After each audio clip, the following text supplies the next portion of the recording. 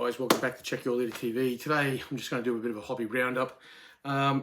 Recently, and by recently I mean just last Saturday, 5 days ago, I went down to Kensington Town Hall in Melbourne and put on a participation game using the rules General Armee version 2. I put on a Napoleonic game, the Battle of Lipovalkovitz, which is the final scenario out of the General d'Armée scenario book, 1813 Battles for Germany. I've probably butchered the name. I'm pretty sure it's pronounced Lipovalkovitz. Mega is basically a single day event. We used to have an event in Melbourne called Little Wars. It was really popular, and then it, for whatever reason, stopped happening. And some guys from Ballarat decided to pick up the mantle, go forward. They didn't use they couldn't use the name Little Wars anymore, so they changed it to Mega, Melbourne Gaming Day, basically. And it was a great event. It was really well attended and went well from all accounts. From what I've heard from some of the traders and the organisers, it was a big hit. And so going forward, hopefully this will continue to be an annual event on the Melbourne gaming calendar. As I said, I went down there and I put on a participation game of General Armee 2, and we played the final scenario out of the 1813 Battles for Germany book, and we played it. We started gaming. The doors opened at 9:30. We started the game at 10:30 because I was keen to let the guys that were participating to have a look around the various stalls and whatnot, and you know, go to the bring and buy, things like that. So we started the game at 10:30. We played up until about 12:30. Then we broke for lunch for 40 minutes, and then we came back, and we were done by 4 o'clock. The game was over. We got a result, which I was really pleased with. The guys that played in a fantastic spirit, and a few people, well, more than a few actually, came by and asked questions, and I was really pleased to see a lot of kids there, and I even had one young lady, I suspect she was about 12, asking all sorts of questions about the Battle of Leipzig, Napoleonic Wars in general, and she was quite knowledgeable, which was really nice to see. There was plenty of trade stalls there. There were demonstration games, participation games. There was tournaments and competitions being run. There were wargame traders, there were terrain traders, there were people from reenactment societies. It was a great event. Well catered as well. Obviously, my game was in what we call the lard zone. So essentially, there's a few guys, devotees of all things Too Fat Lardies, and they've established at every show now, you will usually find a lard zone where people were playing games from the stable of Too Fat Lardies, Ricewitz Press, the like. In the lard zone, there was my game, General Armee version 2. There was Strength and Honor. There was also a variation of What a Tanker called What a Dinosaur, which was really popular with the youngsters and the young at heart. There were 2 games of a set of rules that are sort of like in development. I think the in-work name is Chain of Command, the Black Powder game, and one game was an American Civil War game, and another game was an Anglo-Zulu War game. And there was a game of Midgard that was on, which I was really keen to have a look at, because I've recently just purchased the rules. As a matter of fact, they just turned up on Monday.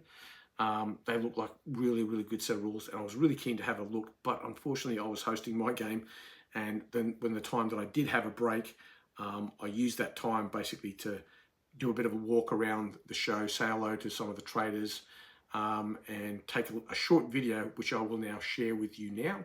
It's only about 2 minutes long, and it's only on the ground floor.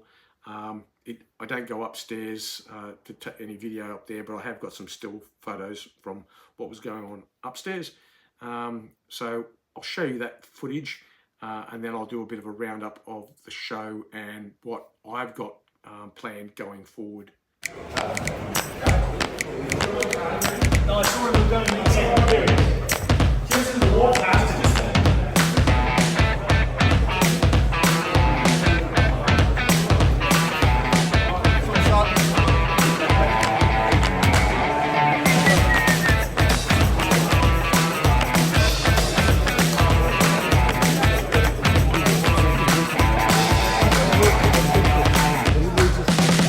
Say hello, Nick. Say hello.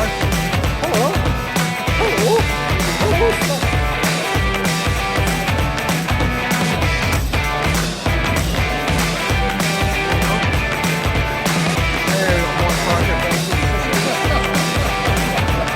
Say hello, Mike.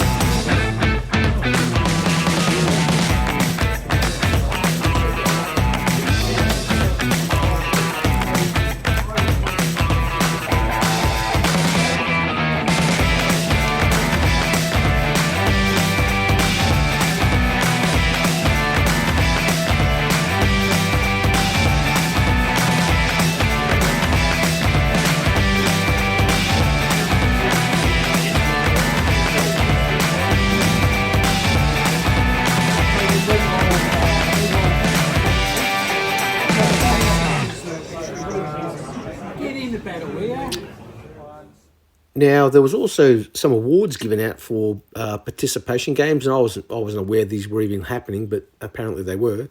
And so Wayne Eaton from League of Ancients, he picked up a runner-up Best Participation Award for his game of Get to the Japa, like a jungle extraction game.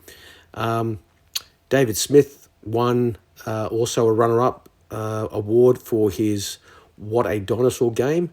And surprise, surprise, I actually won the Best Participation game, which was a big surprise, but a pleasant one all the same. The game itself, it was really enjoyable. The guys that came along and played seemed to have a great time. Like I said, it's based on the final scenario in the 1813 Battles for Germany book. And in the game that we played, the coalition forces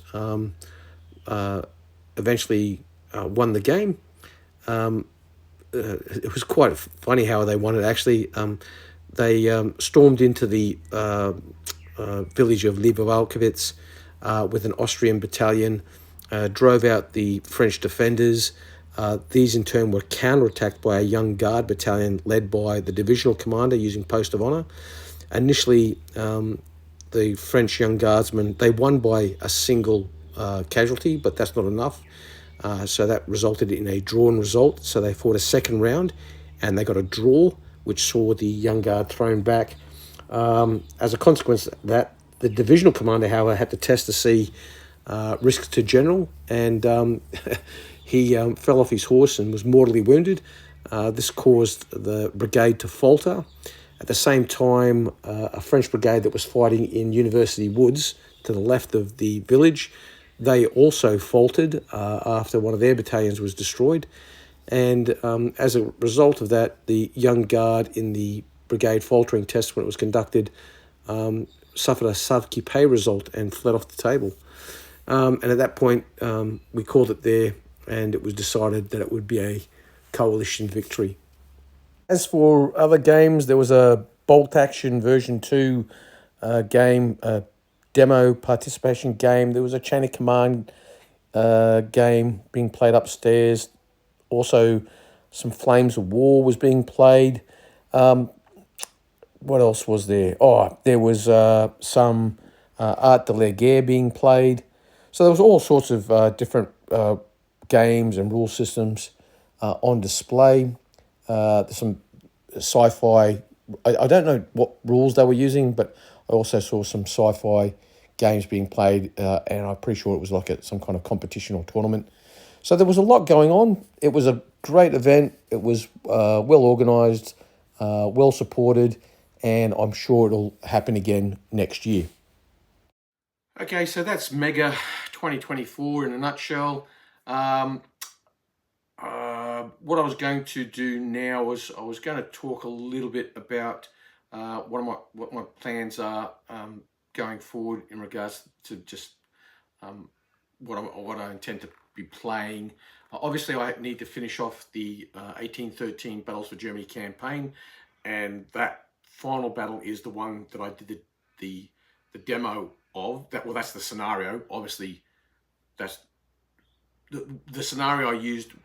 We just played the standard size game, but for the wrap up of the campaign, I'm going to be playing the large battle. So there'll be an extra couple of brigades on each side added into the game, and I intend to play that on my War Games table here at home, and then we'll upload that and wrap up the campaign. The other thing, of course, is I've just received Midgard. I've been really keen for these rules to arrive because I'm very keen to use these for playing some Homeric warfare, Trojan War battles, and also Lord of the Rings type battles. So these rules, they've turned up. I got them on Monday, the same time I got the PDF. And I'll do a review of these rules as well. But just on first impressions, it's a beautiful book.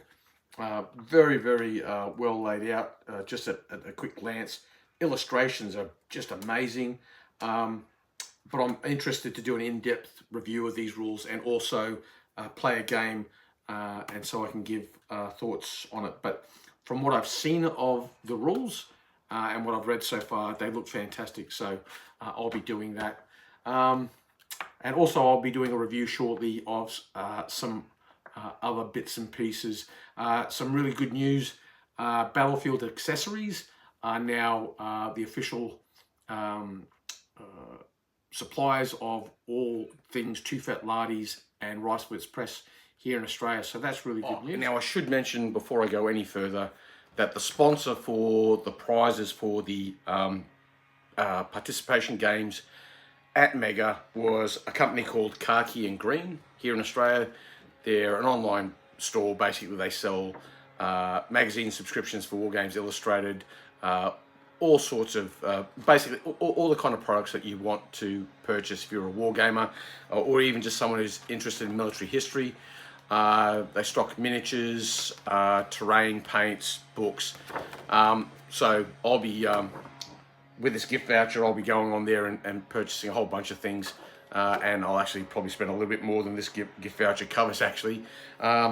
So yeah, got this really swank mug as well as a keepsake for the award for best participation game. So I just wanted to, before I wrap up the video, I just wanted to acknowledge Khaki and Green for supporting the hobby, and again, just a final attaboy, well done to the guys that organised Mega. So I think this is a good point to just wrap up the video now. I hope you found the video interesting. By all means, like, share, and subscribe if that's what you want to do. And I'll catch you on the next one. You be quiet.